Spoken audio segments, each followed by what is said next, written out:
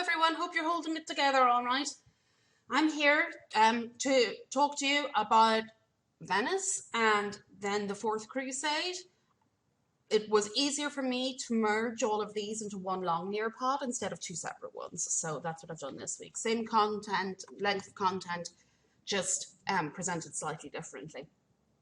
Okay, so we're starting off with Venice, and we haven't really talked about Venice yet, but we will be talking about Venice more because we will be turning to the Silk Road and contact with Asia, and Venice will have a role there as well. So this is kind of our introduction to Venice, who are going to be fairly important players for us going forward.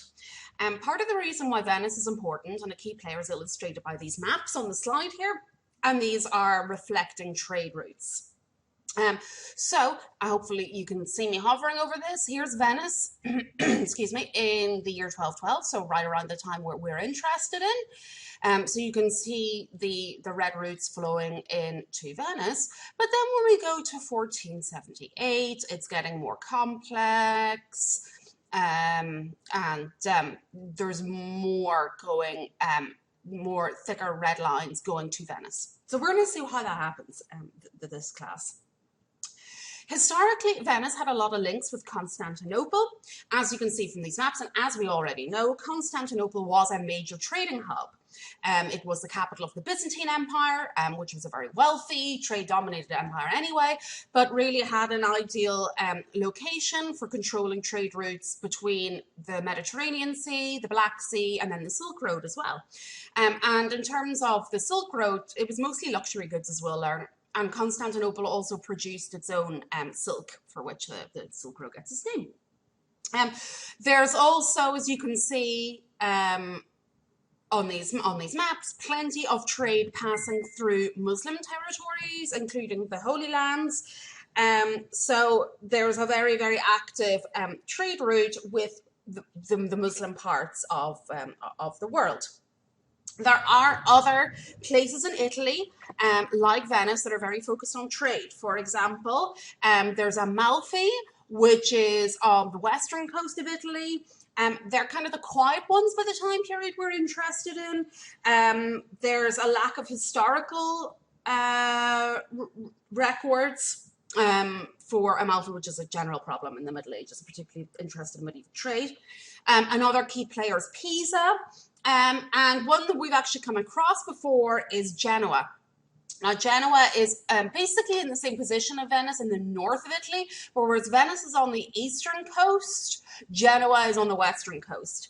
And we've heard of Genoa because they supplied crusades before with materials and boats as well. Now, you might notice that there's quite a lot of action going on in the north, and that is the Hanseatic League.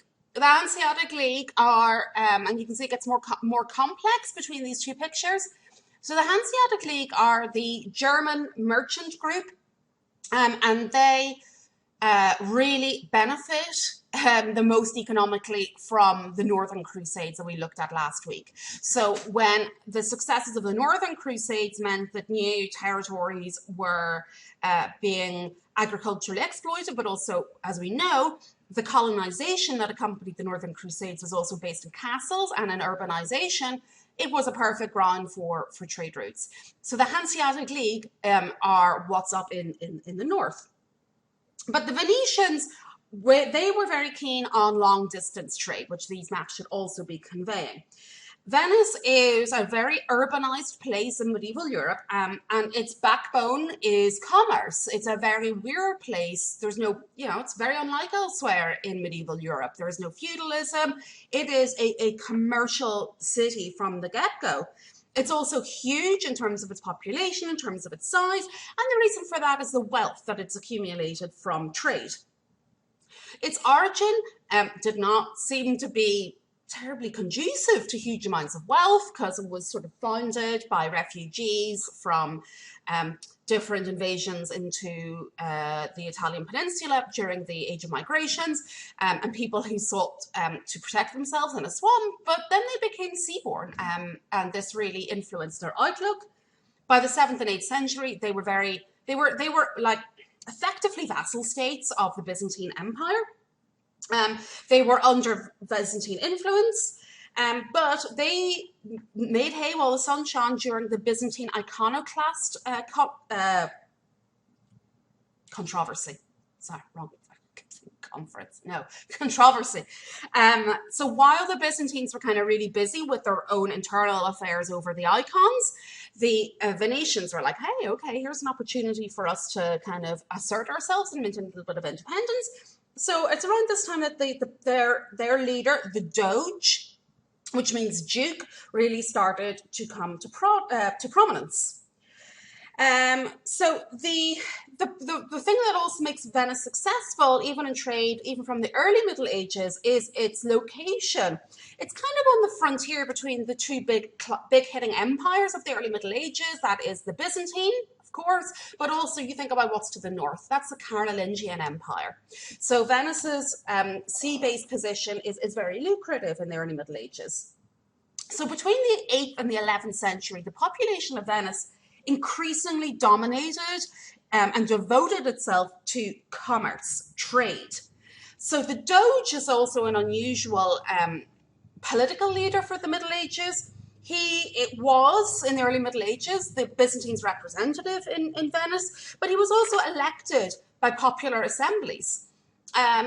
So he was, I won't go so far as to say democracy. There's no real, people are very quick to point out when things are, you know, elected. Oh, that's like democratic in history, but the people in the franchise are extremely limited indeed.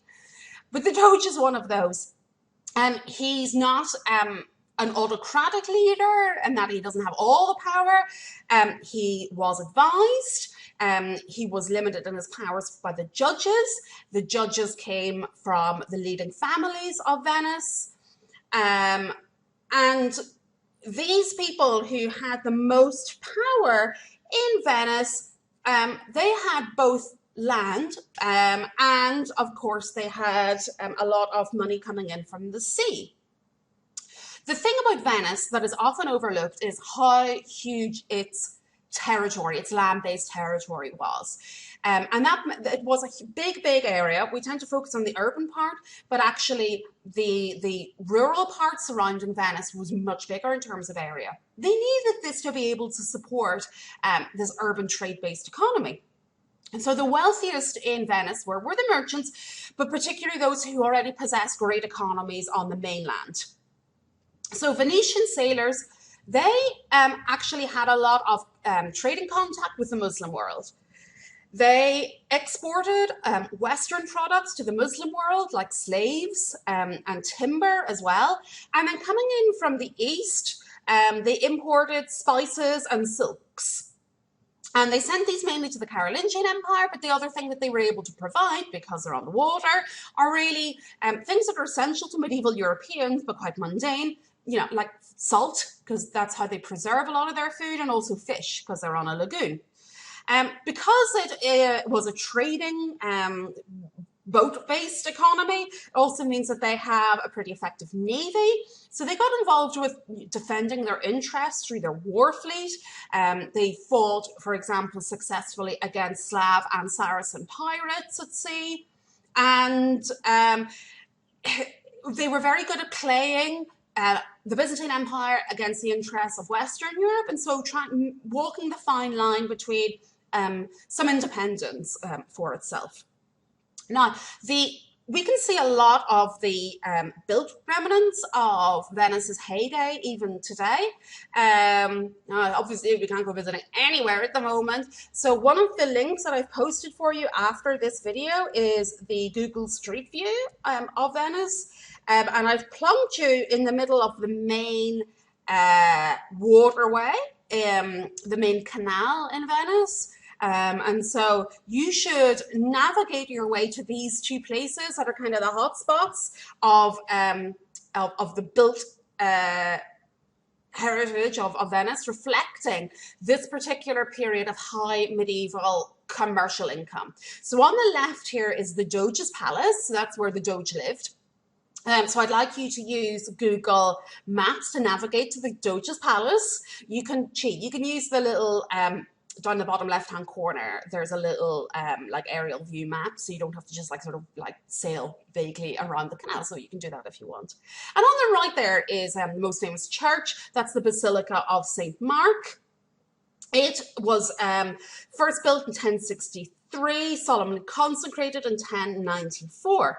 So by the time we're hitting the period we're really interested in, that is the end of the 11th century, and then from that point onwards, Venice is very well organized, it's very wealthy, and it's basically operating like an autonomous commercial power.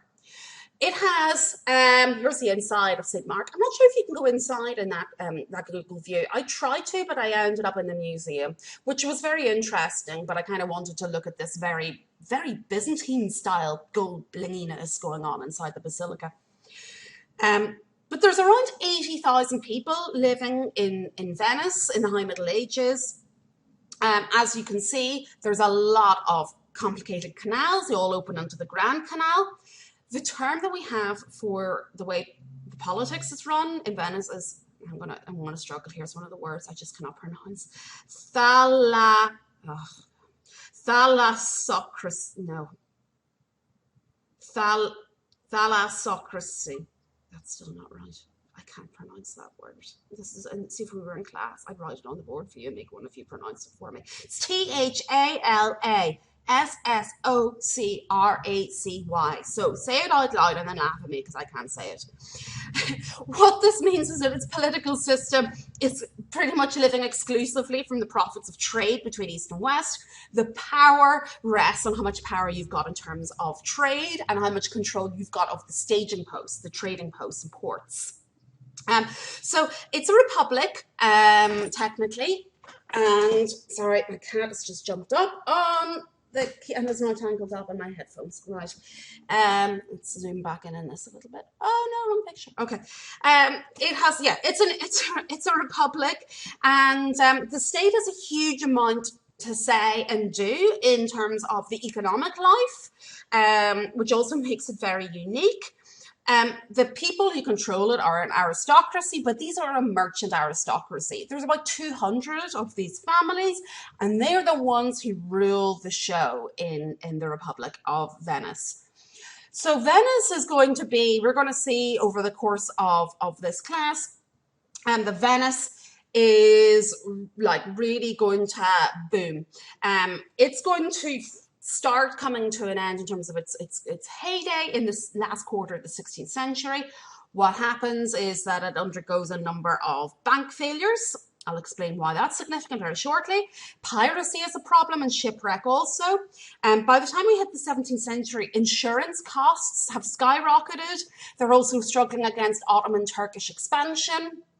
And in the long term, since Venice's fortunes were always tied to the Mediterranean Sea's economy, it just cannot participate in a convincing way in this new Atlantic world that emerges at the end of the 15th century. So this is, I think we've seen this slide before. This is trade in the High Middle Ages, very oversimplified. Yeah, even Venice doesn't look very, very important, but it gives you an idea of why it's in a great position for being such an economic powerhouse in medieval Europe. We've got a mix here of things that are long distance good and therefore luxury items, and things that are coming shorter distances and are more mundane.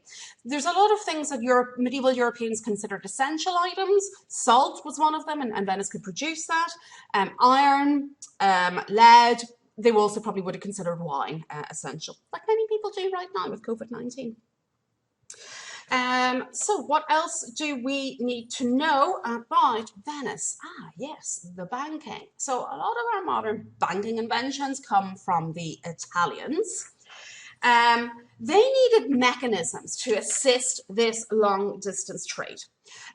As ships got bigger over the course of the Middle Ages, they do get a lot bigger. Funnily enough, they get a lot smaller than in the early modern period, but they're very big in the Middle Ages.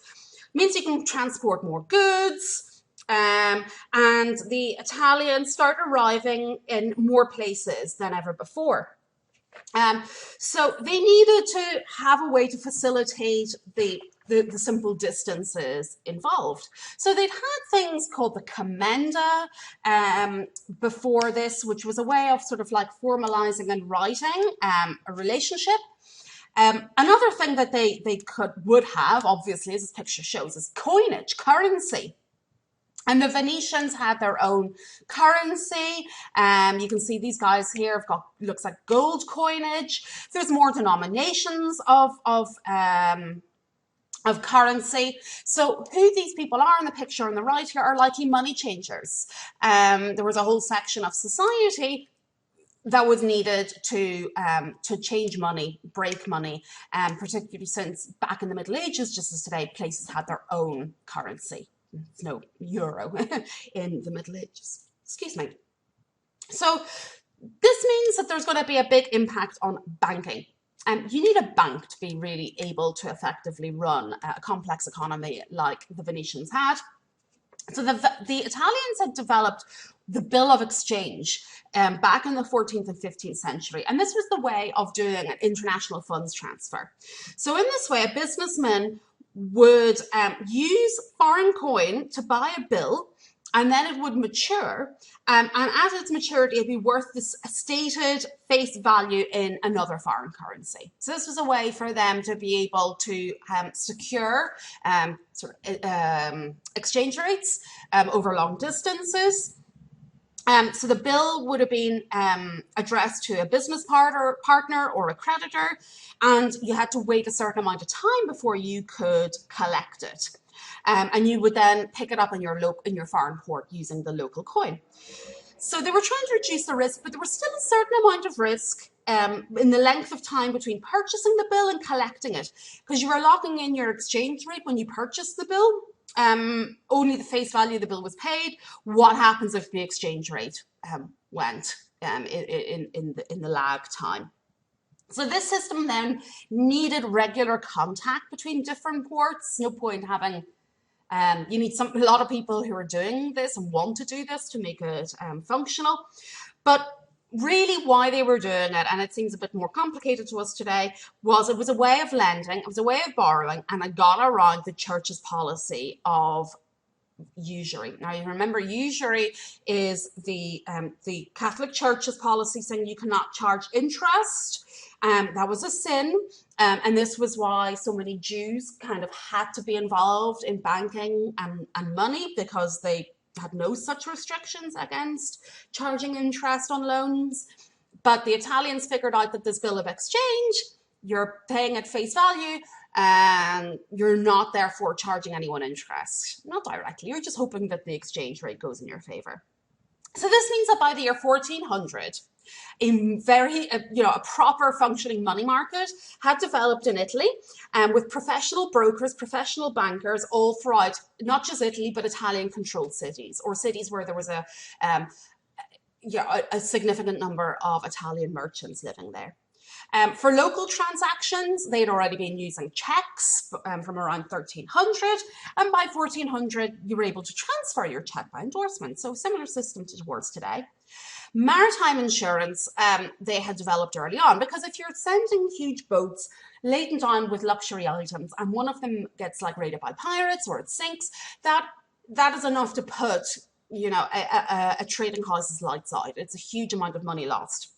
So the insurance market develops. So maritime insurance develops around the year 1250 in Genoa, and then obviously it spreads, especially throughout Italy, but elsewhere after that. Some of the Italian cities had public banks, also got around church problems. Others had licensed money changers. The money changers needed to be really smart because values changed very, very frequently. And also you need to have a good trusted network of informants to tell you about what international trends were going on, because they did not have like a stock market to follow like today. This is what was going on in the south of Italy. Venice is a part of all of this. Such commercial developments not so apparent in Northern Europe. And that's going to explain a lot of why things happened the way they did in the Fourth Crusade. Okay, going to stop here for this video. There's next two links for you on the Nearpod. So the first one is the Venice, the virtual tour that I mentioned. and go and find, using the virtual tour, places that are of interest to us in this class. Then I always think it's good to get a good idea of like where things are geographically. So the next thing is a little video link, which is showing you the development of Venice, and sort of like in one of these animated map forms. As always, it's got terrible music, so you might want to put that on mute.